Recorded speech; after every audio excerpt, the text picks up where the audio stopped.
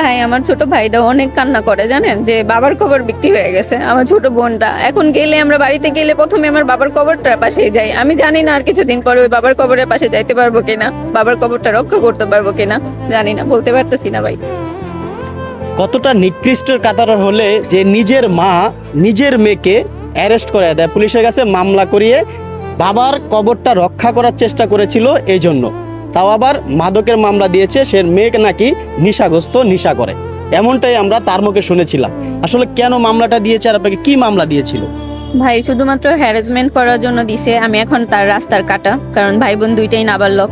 আমি যদি রাস্তা থেকে সরে যাই তাহলে উনি হচ্ছে গিয়ে পুরো বাড়িটাই দখল করতে পারে, দখল করার উদ্দেশ্যে। আপনার মার বয়স কত? আমার মার বয়স হচ্ছে 55। বিয়ে করতেছে নাকি এই 26 বছরের ছেলে? হ্যাঁ, 26 বছরের একটা ছেলেকে, আবু রায়হান নামে বিয়ে করছে ওই ছেলেটাকে।